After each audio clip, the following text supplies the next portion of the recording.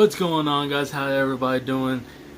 I'm going back to making videos and all. It's just been busy with work. Tonight's my day off, so I'm gonna try to make a couple of videos tonight. Excuse the fan. I turned the AC off so it won't be too loud, but I still need air. Doesn't have my clothes off room, so. As you could probably guess, I'm not at my aunt's house right now.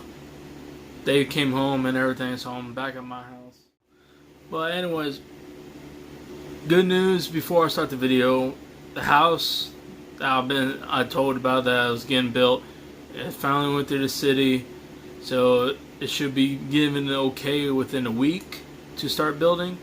So that's good. Hopefully we get this done, and I can't wait to move. Second thing about my truck,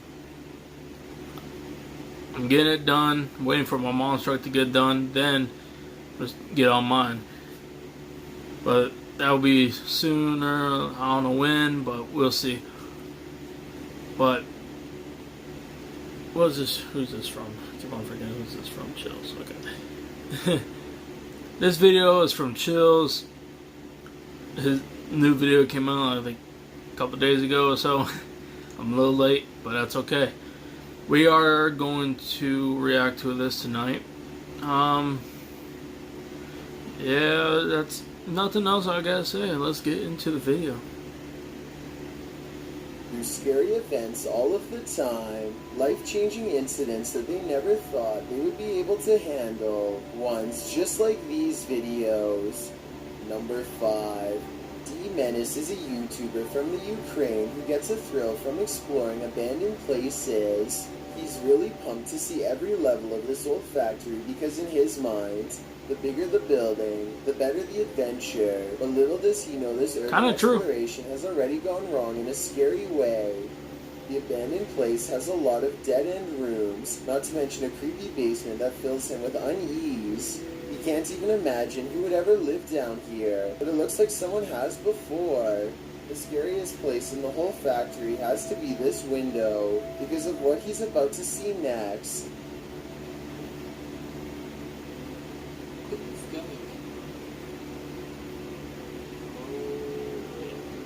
D-Menace is most likely walking around someone's turf. We all know where there's one creepy stranger, there's most likely more. Perhaps a whole misfit crew who doesn't take kindly to new faces, especially ones walking around with expensive camera gear waiting to get jacked. He soon suspects he's possibly being followed, and decides to cut the urban exploration short before something else. That's why you don't try to go by yourself on that, so you can have at least 2 or 3 people with you, for just in case. Because if there's more than one, alright. If there's more than you, like if you have a couple of friends, the chances are getting jumped is low. But if you're by yourself, of course, it's high. So, you know, like I like to go by myself sometimes. I haven't done it in a while. I need to go do that. But going by yourself, it is risky. Really, really risky. You know, you can either get jumped, killed. You know, anything can happen when you're by yourself. But having someone with you, like multiple, it's a lower chance of anything like that happening. So, don't be by yourself. Don't be stupid. And it does.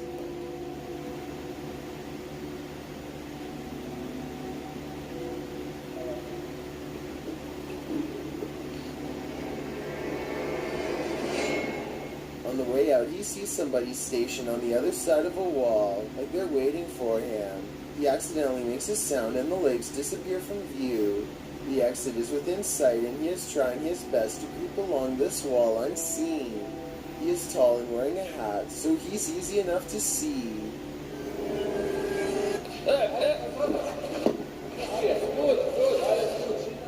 Within seconds, a man stands over him, the same scary man he watched from the window. After a tense conversation, he soon learns that they're simply exploring the same abandoned place he is, and probably thought they were being followed. It's a simple misunderstanding, but I can't help but wonder if this was scripted because... it could be scripted, but also he's lucky if they were doing the same thing he's doing, just in exploring. But it feels like, let's say, like a drug thing. Like if it's a drug place where they hide their drugs or where they go and do trade-offs, yeah, it would have been 10 times worse. But from what it looks like, it could be staged, and he got lucky. Seconds. It looks more like D-Menace is trying not to laugh rather than truly being scared. Yeah. I guess we all react different to fear, so maybe the anxiety from getting caught is what caused this nervous smile. Anyway, the two urban explorers exchange information and agree to go look at more abandoned places together someday. Tell me if you think they knew each other beforehand, because if not, this encounter would have absolutely been terrifying for both parties. Yeah. Number 4. A YouTuber named Gizzy the Third is minding their own business on a subway in the Bronx when they notice another passenger who is not. The man in all red does not necessarily look scary at first, but the way he keeps trying to get the attention of the woman in front of him is creepy enough for this YouTuber to start recording. The man in red taps her, and she has to lift her hood over her eyes to even see him, so it's pretty clear that she was trying to sleep, or at the very least, wanted to be left alone. He says something to her that I think sounds like he has a question. This is what I hear, but tell me what you hear, if anything.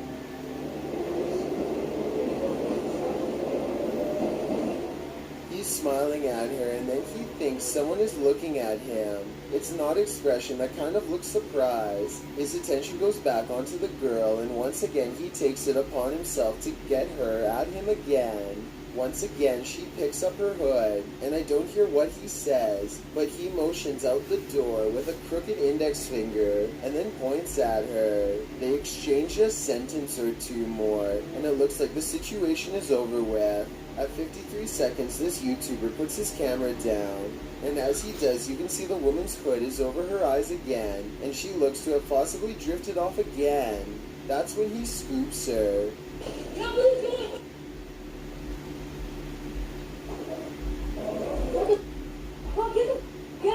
Within literally 2 seconds, she goes from being comfortably in her seat to getting carried off the train. At the 1 minute mark, she makes a futile attempt to grab the door on the way out, but there's simply not enough time to do anything but yell. The scary individual sits down on a bench and doesn't say a word as he stands up and walks back inside to get help. Somebody was sitting next to her the whole time, but he was passed out. I know this is the same person because they are wearing the same scarf they had over their head to help them sleep. It really does look like this guy tried to scoop up a random stranger in the middle of the afternoon, in front of her friend and everyone else. I have no idea if this is really what he was planning to do, but in my opinion it looks like he was testing to see how tired she was. He might have thought he could have gotten off the train without her waking up, and who knows what he would have done next. Fortunately, she woke up before any of that could happen, and he was promptly taken into custody by authorities. Number 3. Stupid. A paranormal explorer in India known as Grey Wolf searches for evidence of the paranormal in the ruins of an abandoned shopping mall that's said to be haunted. On the balcony of the second floor, they find a small room hidden away that gives them a bad feeling. Personal clothing items from many different people seem to be piled in the corner, and maybe even a child's backpack. Grey Wolf continues exploring various abandoned places until they get to the next floor. I'm trying to go back to doing fuck, that scared me. I'm trying to go back to going to the abandoned places I went before, the hotel and the hospital. The reason why I haven't really been back is they're kind of far. I mean, they're over 100 miles away, and at this moment I'm working and trying to make money, so it's like not really having that time to go. And this weekend I'm busy too, packing more stuff up and going up to Port St. Lucie. And I'm trying to look for places up in Port St. Lucie, and I need to know if anyone knows anything up there, like abandoned, haunted, you know, anything like that, so I can go explore. Because I kind of want to do that. And yeah, that would be awesome to know. But I'm going to try to go back to those places. But we'll see. We'll see. And he's pointing out moments before it happens.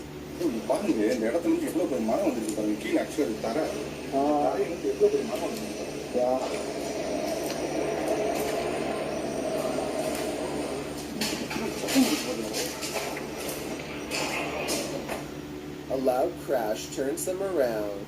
Whatever he says, it's enough to make an object clatter to the floor from somewhere deeper inside.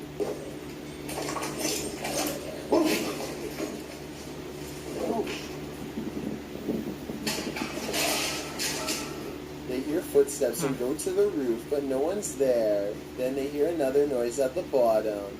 Did something walk past them on the stairs? They go down to investigate and find the place is empty, or so they think.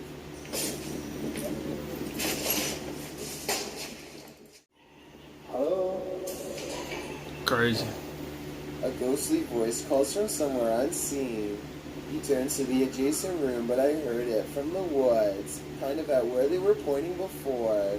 When they look out the window, a ghost or something bangs loudly, and then another loud crash before a witch's laughter fills the otherwise empty room. They claim to hear a chant, and at that exact moment, a mysterious and unexpected light pierces the dark room. Whatever it is, it seems to like playing on the stairs.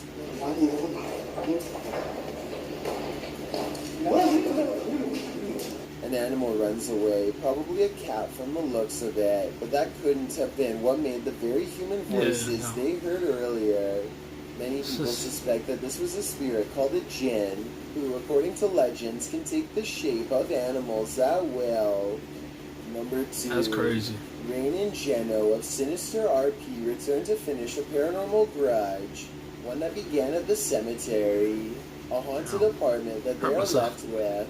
3 days ago is when they went exploring here for the first time. I need to go to a damn place. Dang, he's tall. Canada. Or she's short. The ghost decided that if they wanted to explore its home, then it's only fair to explore theirs. Later that night, they are able to make spiritual contact by using a ghost hunting app. The creepy conversation does not go well. Can you tell me your name?